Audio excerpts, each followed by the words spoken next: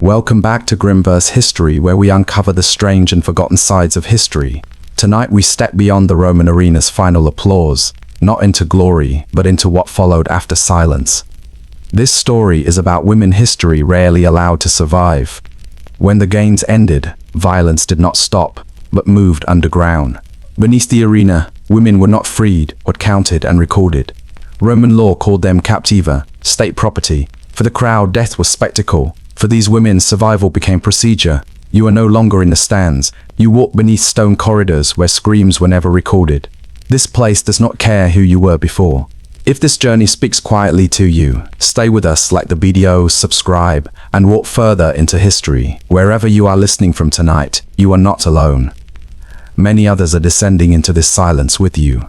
Now dim the lights around you. Let the modern world soften and fade. Breathe slowly and follow the stone downward. The empire above sleeps peacefully tonight. It is Rome after the games have ended. Beneath the arena, another process begins. Not chaos, but administration. The arena grows quite slowly, not all at once. Stone remembers sound longer than human throats do. You still hear echoes where crowds once leaned forward. The games feel finished only from a distance. Up above, people believe the story has ended. Below the seats, another rhythm continues without witnesses. Torches remain lit longer than comfort requires. Guards do not relax, they change posture instead. This is not celebration time, but closing time. Rome rarely leaves anything unfinished overnight. You step downward, following air that feels noticeably colder. The smell shifts from dust to iron and damp stone. Footsteps here move steadily without curiosity or haste. Nobody rushes, because nothing here surprises them. Routine is always calmer than spectacle. The arena above sells endings people can recognize. A raised sword, a fallen body, a satisfied crowd. Rome understands how to stage a conclusion convincingly, but Rome also dislikes loose ends behind closed doors, especially loose ends that require supervision. Beneath the arena, order replaces performance. Names are checked, numbers confirmed, lists quietly updated. No speeches happen here, only confirmation and movement. You realize this space was never meant for drama. Drama wastes time, and Rome prefers efficiency. This is where applause becomes paperwork. The crowd imagines violence as loud and brief. Rome treats it as something longer and carefully managed. What happens below does not feel emotional or chaotic. It feels planned, repeatable, and strangely polite. Systems prefer calm environments to operate smoothly. You notice how everything fits too well together. Doors align, corridor repeat, storage rooms mirror each other. Nothing here suggests improvisation or moral confusion. Stone architecture rarely lies about its purpose. The arena was never just a stage. It was the visible roof of something deeper. What happens here continues regardless of audience presence. Rome never depended entirely on public attention. Some mechanisms work better without witnesses. You begin to understand the deeper discomfort. This place does not feel cruel in a dramatic way. It feels functional, almost reassuringly predictable. That predictability is what unsettles you most. Systems rarely ask how suffering feels. Rome mastered spectacle for those watching above. Rome mastered control for those who never watched. The two worked together without contradiction.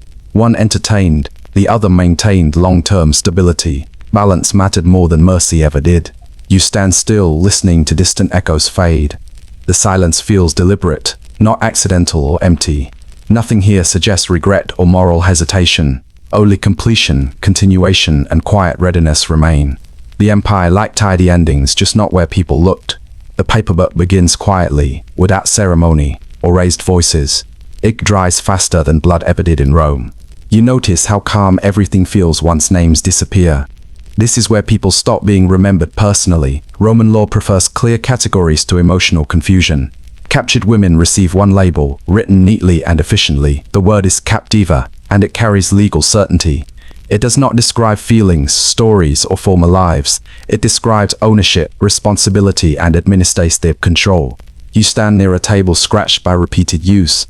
A clerk bends over wax tablets, breathing steadily. He does not rush because this work repeats daily. Numbers replace faces with surprising speed.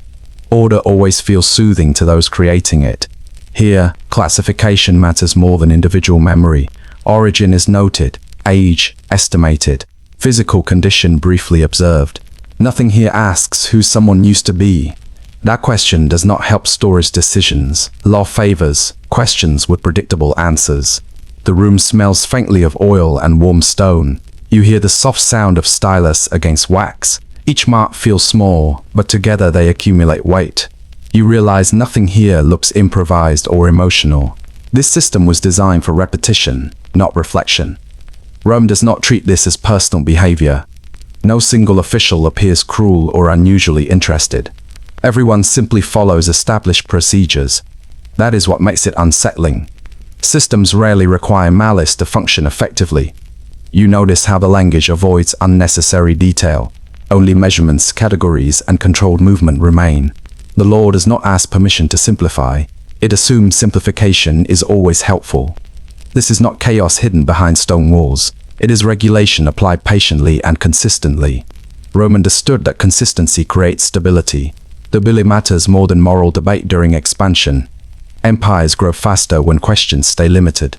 The quiet continues, broken only by routine sounds. Chains shift, doors open, names receive confirmation marks. You feel how personal identity dissolves without resistance, not through force but through procedure. Procedure rarely feels dramatic from the inside. At this point, everything appears legally correct. The law recognizes no contradiction and accepted. Once written down, reality feels settled. Ink has a way of finalizing things. You sense how safety operates differently here. Not safety for individuals, but safety for the system. Clear rules prevent disputes, delays, and uncertainty. Human complexity slow efficiency considerably. Rome preferred speed over sensitivity. Predictability creates comfort, even in strange places. Comfort helps systems endure without protest. That endurance becomes its own justification. You realize something quietly important at this moment. Nobody here believes they are doing something unusual. This is normal work within normal hours. Normality is the system's greatest shield. The process finishes without announcement or visible relief. Records close, tablets stack neatly, doors lock again. Nothing suggests a moral pause or reflection. Culmine is the only acknowledged outcome. Law prefers endings that require no discussion. The air cools slightly as torches burn lower. You sense the shift before anyone speaks. Another space waits nearby. This system does not end with classification. It simply moves forward as scheduled. The training yard feels quieter than the arena ever did. Sand is smoother here, carefully leveled every morning. You notice how order replaces noise almost immediately. This place is not about spectacle but about control. Rome understands the danger of skilled fighters very well. Men trained to fight publicly cannot remain entirely harmless. Fame makes obedience less predictable than fear alone. Applause changes how people think about themselves. Rome never ignores that risk for long. So the empire offers incentives instead of freedom. Not promises, but carefully measured comforts. Better meals arrive after good performances. Names are spoken more often, sometimes even remembered. Coins change hands with deliberate generosity. You stand near the barracks as evening settles. The smell of cooked grain feels unusually rich tonight. Laughter sounds low, controlled, and strangely cautious. Nothing here feels accidental or spontaneous. Every privilege arrives with invisible conditions attached. Rome rewards success without ever loosening its grip. The fighters you feel briefly, then quietly disappear. Hope becomes a tool, not a destination.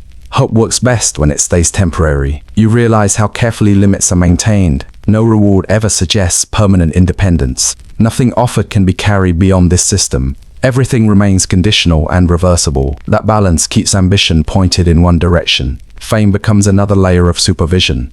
Crowds recognize faces, but Rome owns the schedules. Admiration creates attachment without offering authority. The fighter becomes visible but still contained. Visibility is not the same as power. You notice how praise feels warmer than chains. Praise encourages compliance without visible force. It also disappears faster than punishment ever does. Uncertainty is excellent for discipline. Rome understands something very practical about loyalty. Fear controls behavior, but reward shapes motivation. Motivation feels voluntary, which saves effort. Effort matters when managing many fighters. Efficiency, how identity becomes gradually redirected. Success is defined narrowly and measured externally. A good fighter follows expectations precisely. A popular fighter stays useful longer. Usefulness becomes the closest thing to safety. The system never asks for personal belief. It only requires consistent performance and restraint. Internal thoughts remain irrelevant to the process. Actions matter more than intentions here. Rome prefers outcomes over inner conflict. The warmth feels earned, but not guaranteed. You understand how rewards replace long-term choices. Choice would introduce instability. Stability is the empire's quiet obsession. This arrangement looks almost generous at first glance. Meals improve, recognition spreads, comfort increases briefly, but nothing here accumulates into independence. You sense the careful design behind every benefit. Nothing offered threatens the existing order. Everything reinforces dependence while appearing benevolent. This is encouragement with boundaries firmly drawn. Boundaries rarely announce themselves loudly. The fighters sleep knowing tomorrow changes everything again. Another performance, another evaluation, another adjustment. Focus reduces inconvenient questions. You feel the quiet weight of the arrangement. No cruelty is required for it to work. The system functions through repetition and expectation. Expectation is easier to manage than resistance. Rome learned that lesson early as the yard empties. Silence settles comfortably. Nothing feels unresolved or chaotic tonight. Control rarely needs to raise its voice. Sometimes it simply smiles and waits. The stone feels cooler here, even during warm evenings. You notice how walls absorb sound instead of reflecting it. Nothing echoes dramatically because drama was never required. This place was designed for routine, not surprise. Archaeology does not whisper, it simply points quietly. Rooms repeat themselves with unsettling consistency. Every measurement suggests expectation rather than improvisation. Stone remembers what people prefer to forget. You pause beside a wall marked by shallow grooves. They are not decorations or careless damage. Time did not create them by accident. They appear where hands would naturally reach. Architecture often records habits more honestly than text. The temperature stays steady, regardless of the season. Air moves slowly, guided by intentional openings. Nothing here suggests temporary use or emergency design. This space expected regular occupancy over long periods. Temporary suffering rarely receives permanent construction.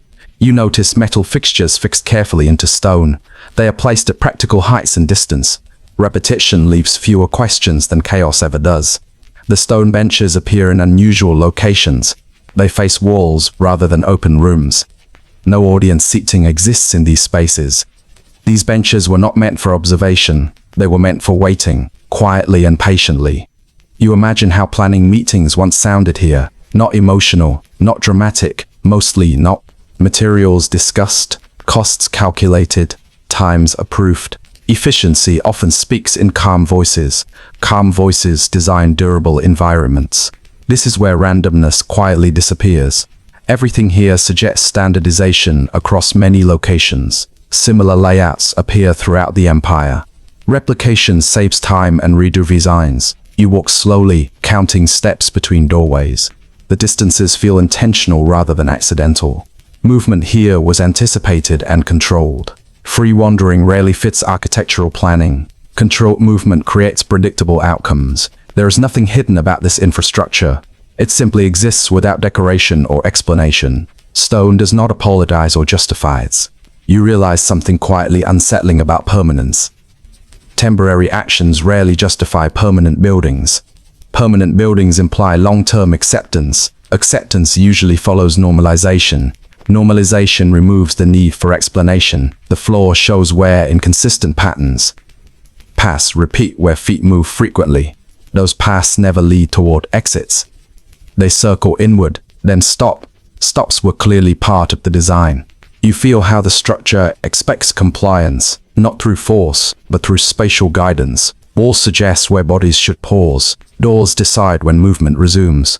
Architecture often instructs without speaking. The silence here feels maintained rather than accidental. Thick stone blocks external noise. Effectively, outside sounds fade quickly once inside. Isolation improves. System reliably. Reliable systems rarely advertise their presence. You sense how this space outlived its creators. Builders left, administrators changed, rulers passed, the structure remained, ready for roots. Stone Age is slower than political conscience. That imbalance shapes long histories. Nothing here signals an unfortunate anomaly. Everything suggests planning, repetition, and expectation. It was central enough to receive careful engineering. Central systems rarely describe themselves as cruel. As you stand still, the air feels neutral, not threatening, not comforting, simply present. Stone does not judge what it supports. It only continues supporting. As instructed, neutral materials often enable its comfort. This structure does not require active participation anymore. It works through memory embedded in stone. That memory persists without supervision. It outlives intention remarkably well. The corridor ends without ceremony or explanation. There is no conclusion built into the space. It simply waits for the next use. Waiting was always part of its purpose. Patience is an underrated architectural feature. As you turn away, something becomes clear. History is not only written by people, it is poured, carved, and reinforced physically. Stone carries responsibility longer than words ever can. That responsibility now belongs to us. The lights grow softer now. The stone corridors slowly release their echoes. Nothing rushes anymore. Somewhere in ancient Rome, torches dimmed at nightfall. Air cooled beneath heavy arches and resting stone.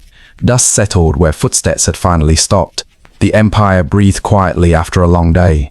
You can almost feel that stillness returning, a calm that follows order, not relief. Walls remain, even when voices disappear. History often lingers in textures, not words. Imagine the sound of sandals fading away, a distant door closing without ceremony, the quiet weight of architecture holding memory. Not shouting, not explaining, just remaining now. Gently step back from that space. Let the stone dissolve into imagination.